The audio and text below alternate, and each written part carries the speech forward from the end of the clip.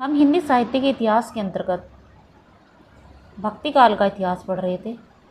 भक्ति काल के इतिहास में प्रमुख संत कवियों के विषय में हम पढ़ रहे थे। आज हम भीखा साहब के विषय में पढ़ेंगे। ठीक है, ये भी एक संत कवि हैं। 1713 ईस्वी में आजमगढ़ के खानपुर बोहना नामक स्थान पर पैदा हुए थे।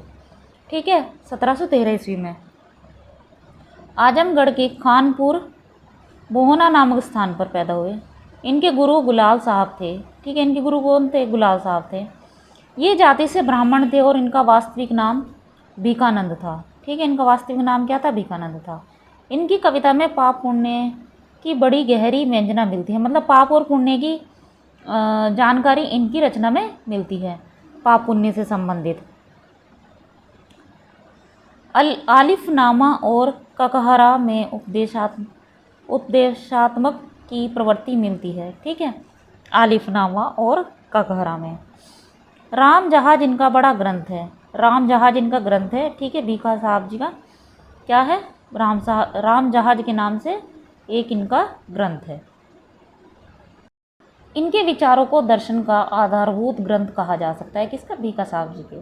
ठीक है, तो हमने भीखा साहब जी के विषय में पढ़ लिया। अब हम पढ़ेंगे गरीबदास जी के। इनका जो जन्म माना जाता है 1717 ईस्वी में रोहतक में माना जाता है। ये गृहस्थ क्या थे? गृहस्थ।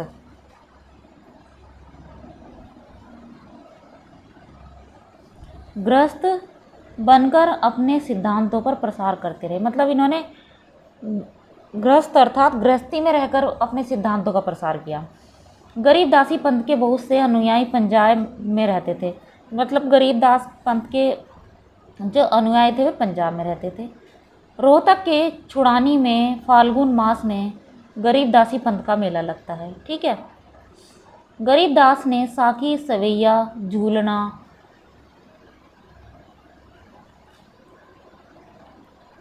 रमैनी, अरिल, रेखता आदि की रचना की है। मतलब ये इनकी रचनाएं हैं। इन्होंने दादू पंथ की विचारधारा को ही आगे बढ़ाया है। मतलब दादू पंथ था जो, उनकी विचारधारा को ही आगे बढ़ाया है। किसने? गरीबदास जी ने। अब है स्वामी नारायण सिंह। ये मुग़ल बादशाह मोहम्मद शाह के गुरु थे। मुग़ल बादशाह मोहम्मद शाह के ये गुरु थे। स्वामी नारायण सिंह जी ने शिव नारायण मत की स्थापना की। ठीक, जाति बंधन का विरोध किया है इन्होंने, स्वामी नारायण सिंह ने। अब है रामचरण। 1661 इनका जन्म माना जाता है। ये जयपुर में, मतलब जयपुर में इनका जन्म हुआ था। ये पहले रामोपासक थे। मतलब राम की उपासना करते थे, लेकिन बाद में मूर्ति पूजा का विरोधी बन गए। बाद में क्या हुआ? इन्होंने मूर्ति पूजा का विरोध किया। रामचरण राम स्नेही मत के संस्थापक थे ये। ठीक है, तुलसी साहब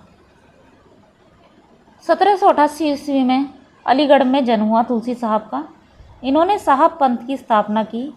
ठीक है, इन्हें तुलसीदास का अवतार कहा जाता है। किसे? तुलसी साहब को। इनके चर्चित ग्रंथों में घट रामायण, रत्न सागर, शब्दावली प्रसिद्ध है। ठीक, इनकी रचनाओं में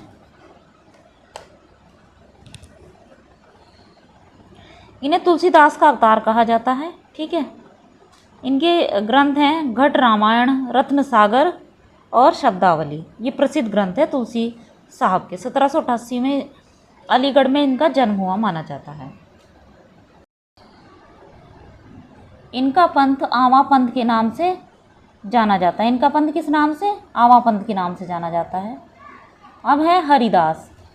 ये 1643 ईस्वी में के आसपास के थे। मतलब ये कब के थे? गरीबदास 1643 ईस्वी के आसपास के थे। ये नारायणी पंथ के प्रवर्तक थे। मतलब ये नारायणी पंथ के क्या थे? प्रवर्तक थे। ठीक है, ईश्वर का नाम नारायण मिलता है। ये नारायणी पंथ के प्रवर्तक थे और ईश्वर का नाम क्या मिलता है? नारायण मिलता है। धरणीदास ये 1616 ईस्वी में जन्मे थे। ये बिहार के प्रसिद्ध संत रहे हैं। प्रेम प्रकाश इनका चर्चित ग्रंथ है। शेख फरीद ये बलबन के दामाद थे। ठीक, ये गंज ए शंकर नाम से प्रसिद्ध रहे हैं। ठीक है, गंज ए शंकर के नाम। इन्हें फरीद सानी भी कहा जाता है। गुरु ग्रंथ साहिब में शेख फरीद के पद प्राप्त होते हैं। मतलब गुरु ग्रंथ साहिब है जो सिख धर्म का एक प्रसिद्ध ग्रंथ है, गुरु ग्रंथ साहिब, उसमें शेख फरीद के पद मिलते हैं। ठीक है। अब हैं सुथरादास, ये 1583 ईस्वी के आसपास के थे। सुथरादास कायस्थ साधु व इलाहाबाद के निवासी थे। ठीक। इन्होंने मलुकदास का शिष्यत्व ग्रहण किया और मलुक परिचय नाम से बाबा मलुकदास की जीवनी लिखी है। ठीक। ये सुथरादास जी के विषय में जानकारी है। अब आते हैं गुरु अर्जुन देव, इनके विषय में तो काफ़ी मतलब इनसे संबंधित तो काफ़ी प्रश्न मिलते हैं, परीक्षाओं में अक्सर प्रश्न आते रहते हैं। यूपी टीजीटी की परीक्षा में इनसे संबंधित प्रश्न आया था। गुरु अर्जुन देव 1563 ईस्वी में जन्मे। गुरु अर्जुन देव सिखों के 5वें गुरु हैं। ठीक है, सिखों के 5वें गुरु हैं गुरु अर्जुन देव। 1604 ईस्वी में इन्होंने गुरु ग्रंथ साहिब का संकलन किया था। 1604 ईस्वी में इन्होंने किसका संकलन किया था? गुरु ग्रंथ साहिब का। 600 पद संकलित हैं इसमें। ठीक है। इनकी जो चर्चित रचनाएं हैं सुखमणि, 52 अखरी, 12 मासा, इनकी गुरु अर्जुन देव जी की ये रचनाएं हैं। और इन्होंने 1604 ईस्वी में गुरु ग्रंथ साहिब का संकलन किया था। किसने? गुरु अर्जुन देव जी ने। ठीक है, सिखों के 5वें गुरु हैं। 1606 ईस्वी में जहांगीर के समय गुरु अर्जुन देव को फांसी दे दी गई थी। ठीक है, इन्हें 1606 ईस्वी में जहांगीर के समय थे ये, और गुरु अर्जुन देव जी को फांसी दे दी गई थी।